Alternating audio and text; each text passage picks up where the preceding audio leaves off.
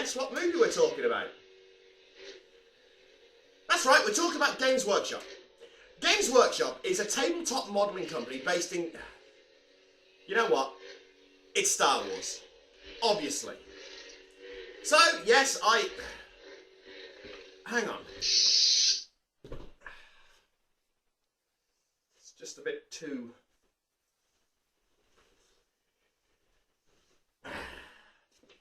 Lights! Sorry, sideswipe. Bit of natural lighting. Natural light from a bathroom door. Says it all about the state of my house. Okay. Star Wars, The Force Awakens. You knew this was going to come, and I'm going to point it out now. 1 minute and 14 seconds into the video. This review will contain spoilers. You know it about my videos by now when I do these movie reviews for Jurassic World and the Transformers movies. But there are spoilers, so don't say I haven't warned you. What did I think of this one? Well, it's a Star Wars movie, baby! And I know that goes without saying, but it's a Star Wars movie. You know, there's no really annoying illegal blockade trade negotiations with the Tau friggin' Empire. It's a Star Wars movie. We don't get politics and Senate talks and sitting around having a conversation about what we're going to do as if I'm reading the new Jedi Order. It's a Star Wars movie. Okay, there is whiny emo gonna be villains in it, but I'll get to that. We open up with the grandeur of A New Hope, of a Star Destroyer coming across the screen and eclipsing the view of a planet, moon, asteroid, Guardian of Oa, I don't know. And it just kicks off from there. We're introduced to Finn very early, who has to get bloodstains on his helmet, so you actually know who he is when he's in full Stormtrooper armour. Plus the movie is stop the newest, baddest, biggest Death Star. I'll get to the Star Killer. Finn is a Stormtrooper from the First Order, who are the evil of the Empire personified now that the Emperor and Palpatine are dead. And they're looking for a map that will take them to Luke Skywalker. Why does Luke Skywalker? Why do they not know? Why does no one know where Luke Skywalker is? We get a vague bit of exposition towards later on in the movie, but other than that, he's making a really long beef stew. So we're introduced very early on. Finn is obviously the main character, played by John Lagoa? I don't know. Either way, very, very likeable. I'll get to the likeability of the characters. We're introduced first to Max von Sydow, who when I first watched it, I was thinking, is that supposed to be General Dan Dondonna?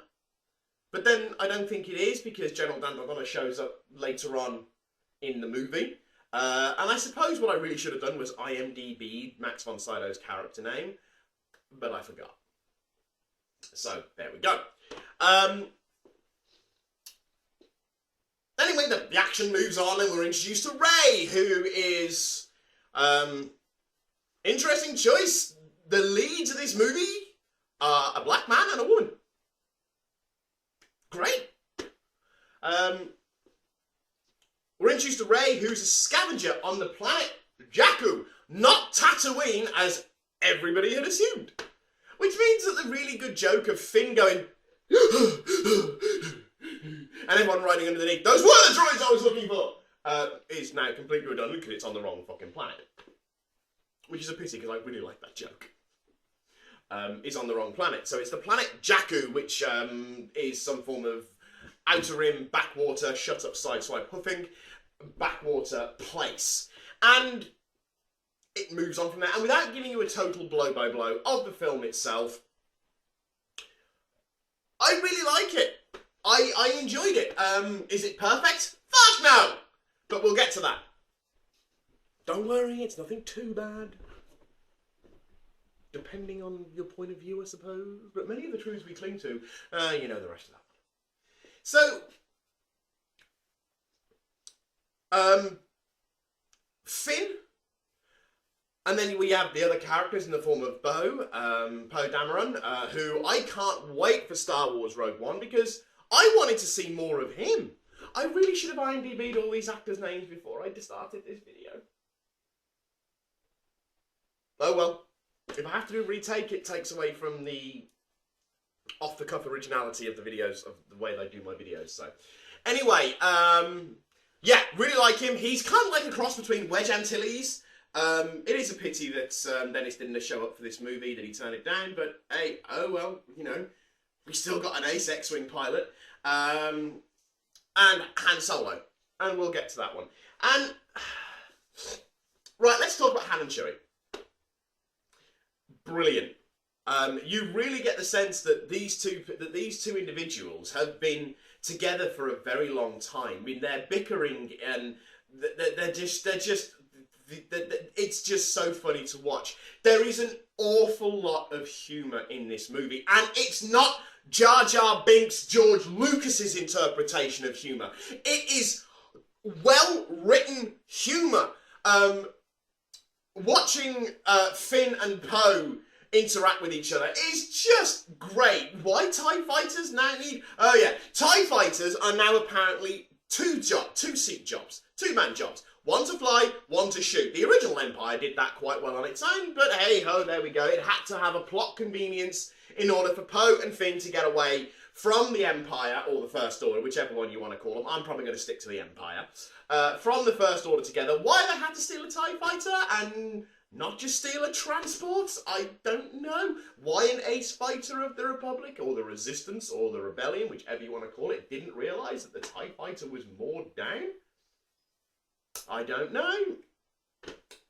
But, yeah, hey-ho.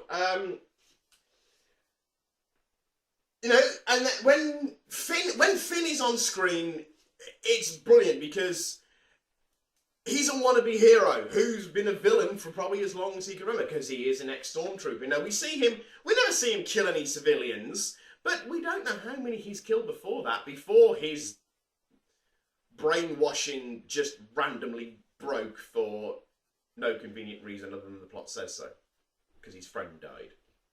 I'm fairly sure stormtroopers die on a semi-regular basis. These stormtroopers can hit things! That one will keep you going. Other than, you know, the plot says so. There we go. And, yeah, I know his friend died, but it's like, well, has he never seen a stormtrooper die before? Why is this one raking blood down his helmet? Interesting thing, Star Wars now has blood in it. George Lucas has always stated that he preferred Star Wars to be bloodless. Hence why blaster bolts burn. But no, now blaster bolts apparently cause you to bleed. Oh well, I'm saying nothing. That's the way it is, that's the way it is. Han and Chewbacca is where I was. Very, very likeable. Han comes across now as a bit more a lot more jaded to the ways of the universe. Himself and Chewie are now back as smugglers, cargo dealers. I don't believe for one second that Han Solo would ever abandon the Millennium Falcon just because someone stole it. I think he tracked that ship to the ends of the earth, but hey-ho, he comes across it in a galactic coincidence again, because the plot says so. Thinking on it now, there's an awful lot in that film that is because the plot says so. Yeah, but then look at all the things that had to happen in The Phantom Menace for the end result to happen the way it did. Because the plot says so. But yeah, Han and Chewie, really, really likeable as characters. They are certainly, of the original, I suppose you could say, 5 main characters. Six main characters. Han, Leia, Chewie, Luke, R2 and C-3PO. Of the 6 main characters, Han and Chewie are the ones that are mostly around for the good, I'd say 2/3 of the movie. And they work, and it works really well. Harrison Ford still does a bang-up job as Han Solo, and Chewbacca is, well, he's Chewbacca. Hasn't had a moon dropped on his head at this point. But there we go. Carrie Fisher back as Princess Leia, and probably the member of the cast who looks the most different.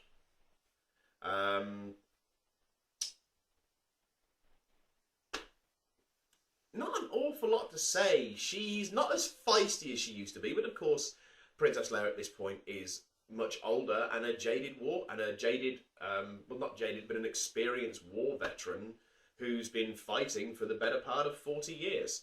So, yeah, can understand why she's not as feisty, but she still has that same aura that Princess Leia had.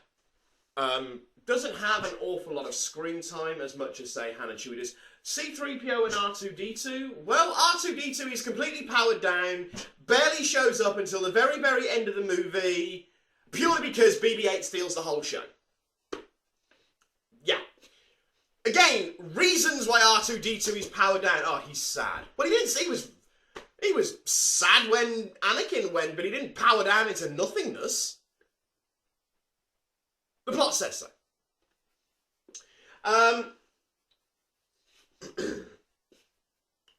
But of course, you know, and R2-D2 is not so much, because of course R2-D2 is the big hero in a lot of the movies, but this time it's all BB-8, and BB-8 is friggin' awesome. BB-8 is fantastic. You know, I know there was some worry that BB-8 was going to be the Jar Jar Binks character, but he's really not. He kind of takes on, it's like watching a playful puppet. He's watching BB-8. You know, he's cute, but he's got pluck.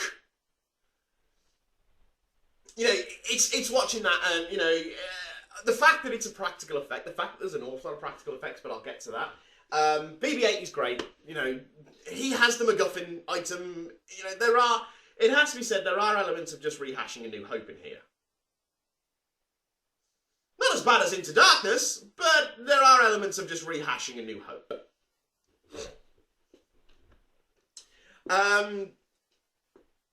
So yeah, BB-8, he is a lot of fun. I can see him becoming a very huge firm favourite. Especially now that R2-D2's not in it, and C-3PO, he doesn't have a huge amount in it. He has a red arm, which apparently makes him hard to recognise.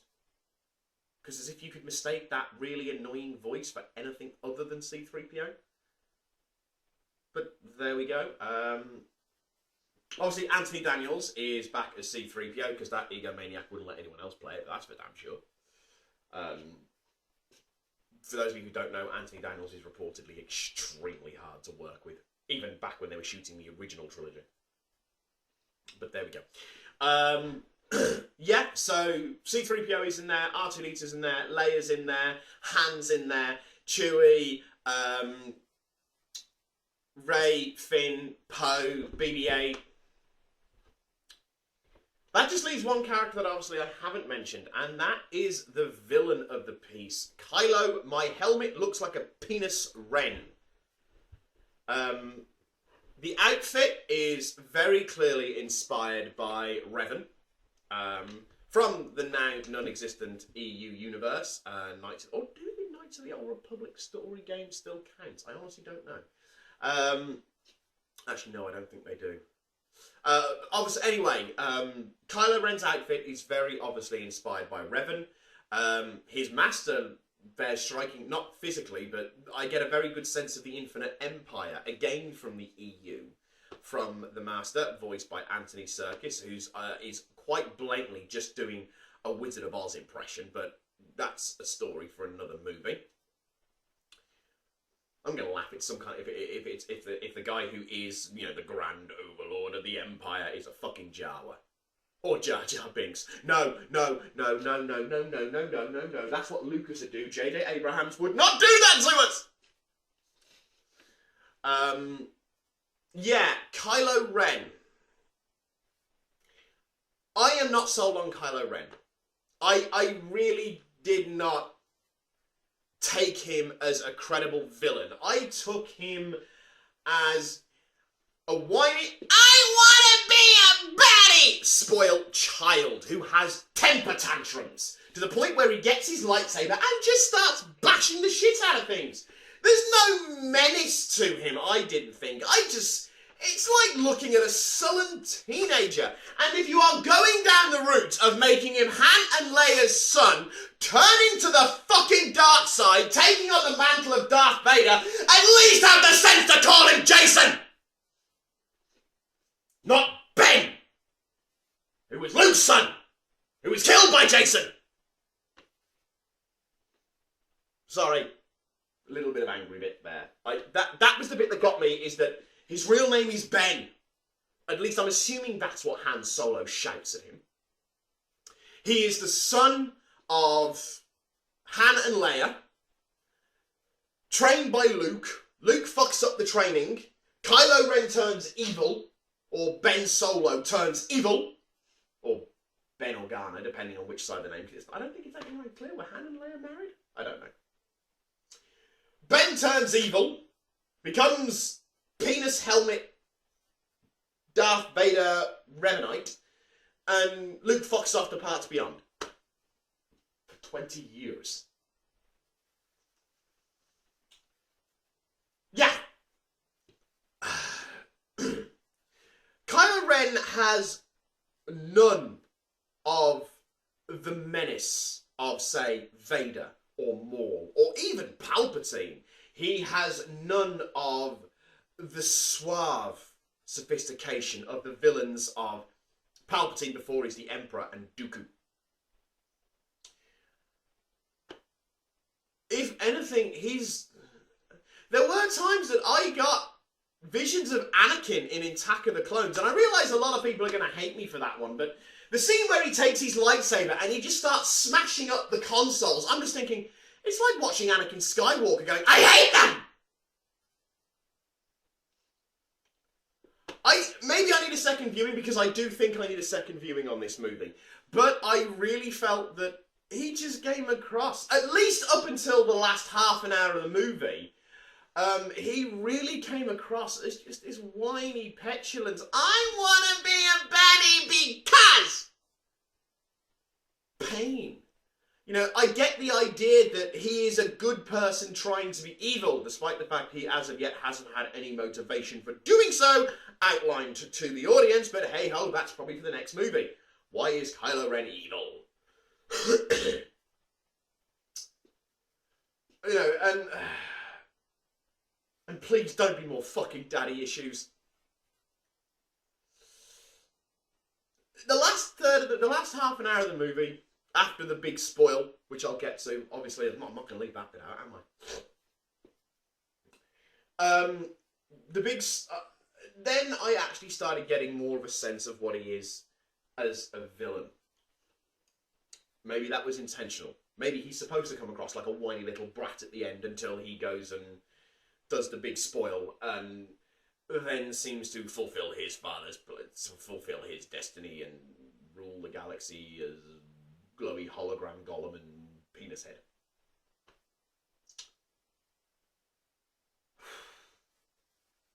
Yeah, I just didn't buy Kylo Ren, and I even said that to the girls that I was with in the cinema. I just don't buy him.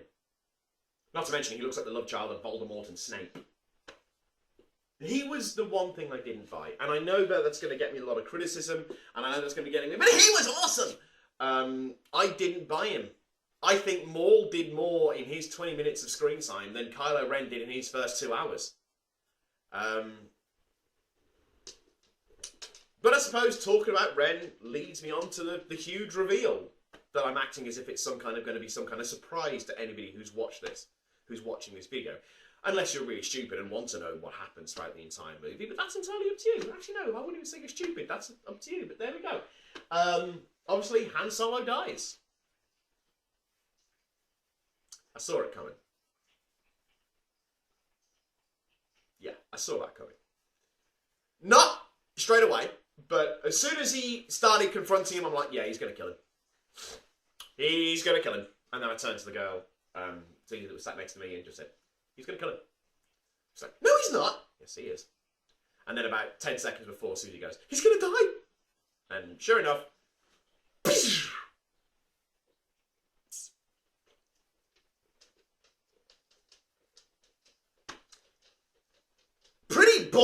decision, Abrams, to kill off not only one of the favourite characters in the Star Wars universe, who probably actually is the firmest fan movie character favourite, but to kill off one of the most iconic characters of all time, and you did it in your first movie? That takes balls. I mean, did you not research or speak to R.A. Salvatore what happened after he dropped a moon on Chewbacca's head in Vector Prime? That's ballsy. And I approve. Yeah, just like when thinking about it on reflection, I approve that the EU universe should not count in the new movies. I approve of killing off Han Solo. I thought it was a great way to do it. The motivations for him dying were honest and pure. He's trying to save his son. Completely understandable motivation. It's not some contrived bullshit reasoning, no. It serves a point because it furthers Kylo Ren's descent into the dark side. After all, Vader never committed fratricide.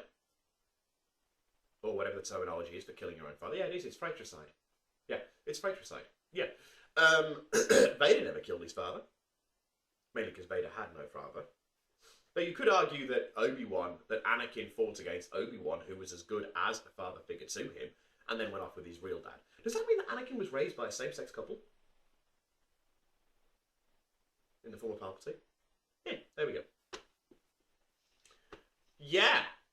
And, to be fair, the death is left pretty much unambiguous. It's very, very obvious that he's dead. He's stabbed through the chest with a lightsaber and then falls off a great big platform. What is it about these giant platforms and never having railings? Falls off, and then a little while later, the whole Star Killer installation kind of goes boom. So, yeah, he's dead.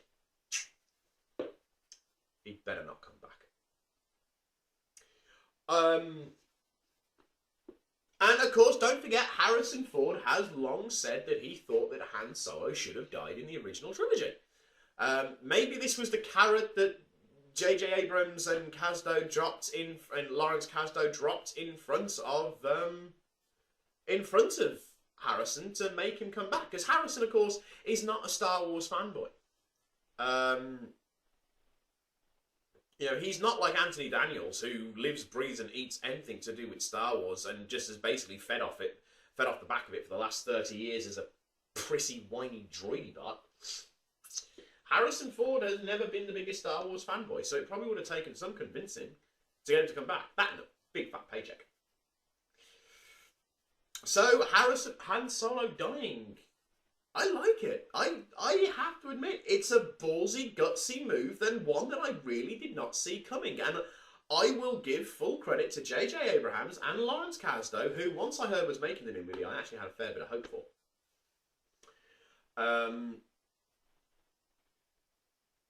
For killing him off. Fair play.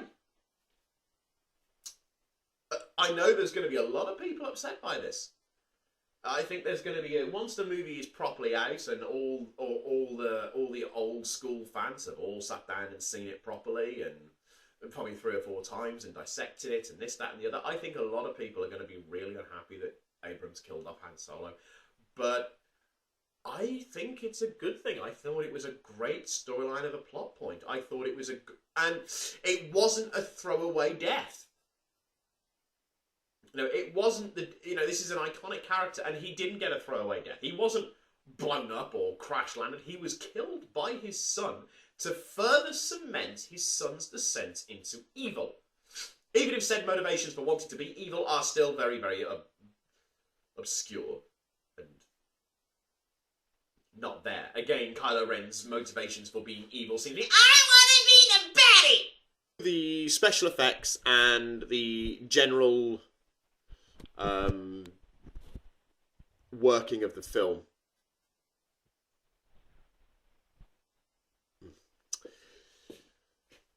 I really liked it.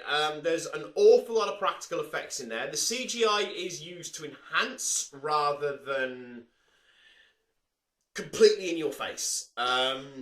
Obviously, we did know that, they did an awful lot of they built full-scale Millennium Falcons, they built full-scale X-Wings, really liked it. The X-Wings, I could get used to the new design. They're more streamlined rather than the big blocky T-65s that we know and love, but I can definitely get used to them. They haven't messed around with the iconic shape too much. So I can, I get that they have to be updated. So I can certainly live with it. So yeah, special effects, really good. I wouldn't have minded a few more space battles. But then we do get X-Wing versus TIE Fighter in an atmosphere. And I'm not even going into the physics of a TIE Fighter with those giant solar panels in an oxygenated atmospheric conditions. But hey ho, there we go. J.J. Abrams, I know you discounted the Star Wars EU universe, but you could have at least read the X-Wing series to find out the problems that TIE Fighters, and to a lesser extent X-Wings, have flying in atmosphere. But there we go. I want to know what happened on the planet Jakku. Why is there Star Destroyers and AT-ATs and other loads of junk just lying around? Why has that happened? I don't know. But I don't think they ever explained it, why there's a Star Destroyer just crash landed on Jakku. There are a few things that haven't been answered. Excuse me, I somehow picked up a cold. I don't know, maybe it's because I'm standing in a house with no central heating, wearing nothing but a t-shirt. That could be it. So what happened to the rebellion? Why is it now the resistance? How come we've now got a republic? The republic was, we even said it in A New Hope, the last remnants of the old republic have been swept away. I understand where the First Order have come from. They step into the power vacuum created by Palpatine's death, with Brienne of Tarl, I think, is actually playing Captain Phasma, who might as well have not been there and was purely there just to sell the frigging toys. There's an awful lot of, let's make lots of different design stormtroopers so we can make lots of different designs toys. It's Star Wars, it's science fiction, it's their version of product placement.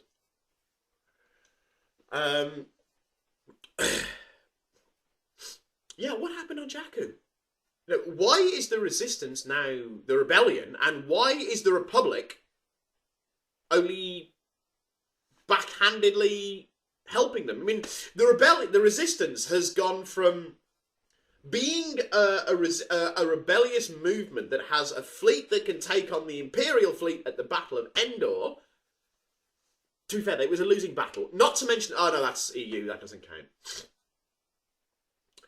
To a ragtag group of X-Wings and some battered old freighters, and they're back once again, hiding in a cave. I don't quite understand how that's supposed to work. Why has the Resistance become so small once again? After the Palpatine's death, the whole galaxy... Okay, I've got to do this carefully because it's got to go against the... Not in the EU, but in the movies themselves. At the end of Return of the Jedi, the special edition, you see the whole galaxy. Yeah! We're free! Surely that should have caused every planet to have massive uprisings, unless the First Order in their power vacuum, because they are brutal in the extreme, just came in and just destroyed everything. I don't know. But I didn't quite understand why it was that the Resistance and the Rebellion are now once again nothing. They're small little wasp stings to the big bad beasts. Yeah, I don't get that. Maybe that'll be explained in future movies. I mean, we do have a. I think the next spin-off movie is Rogue One, which is going to focus on Poe Dameron, whatever his name is, Poe, who I really like. I want to see more of him. I thought he was brilliant, and I want to see more of him and Finn together because they had a great dynamic. On the whole, a really, really enjoyable movie. Not perfect, few plot holes. Or a few unanswered questions. Sorry, one more thing to mention. The Star Killer. What a stupid device. So, just so we know, just so we're clear on the logical progression of these guys. Palpatine builds the Death Star, which is destroyed. He then decides, fuck it, I'll build another one, which is destroyed. Your answer to that is to build a bigger one out of the whole planet, which can suck the energy out of an entire sun, store it within itself, and then fire it in any direction across the galaxy.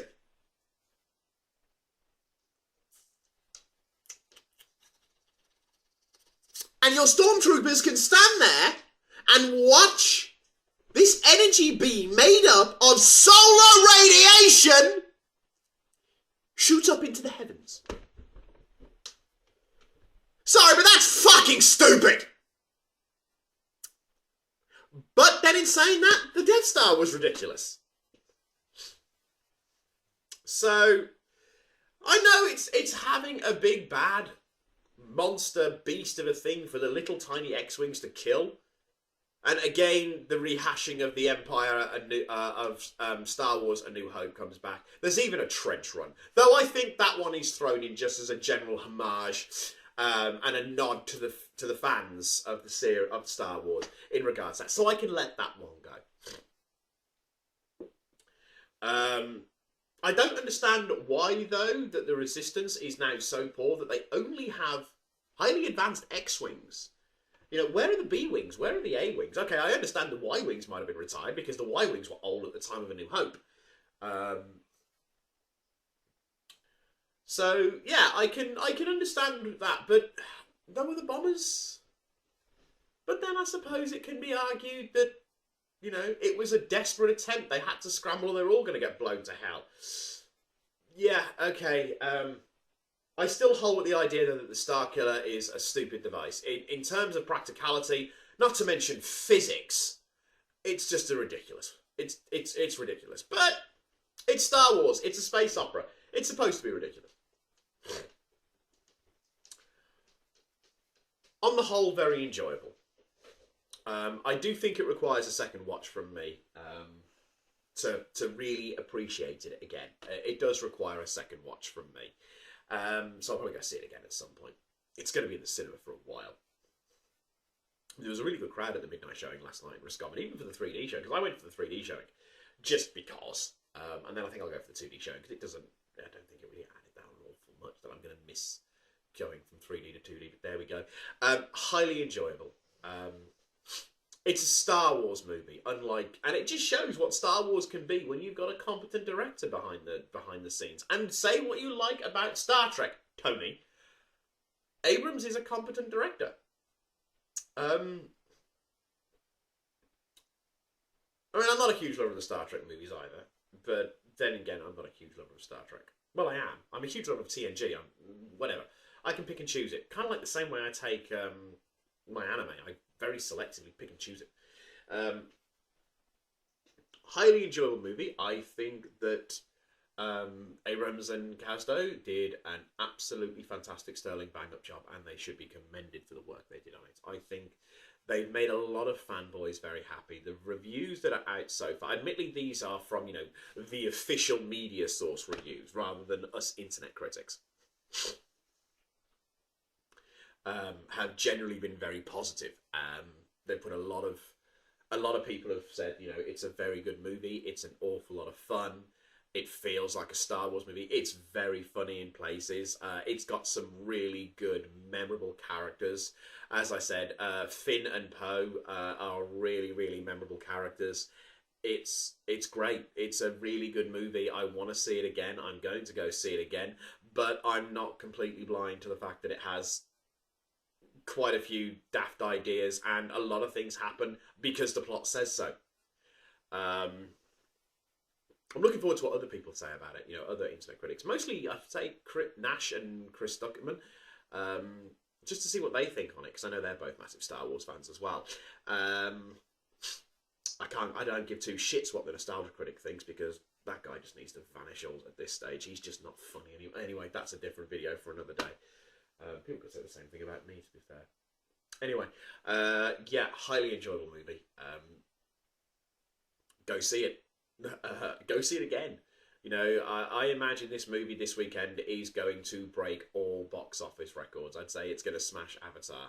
I mean, there are movies that come out that have huge, massive hype, and while they are commercial successes, they are panned critically. Prometheus, Phantom Menace, John Carter, Jurassic World. So many movies that come out that don't live up to the hype. This one does. This one does, and that's the most I can say. I mean, I've ranted on now for about 30, nearly 40 minutes, and that's all I'm really going to say. I have nothing else I can add. I bet you I'll find a think of other things I can add, but hey ho, there we go, and that's it. Go see it. Really enjoyable. And now, if no one minds, I'm going to go blow me fucking nose.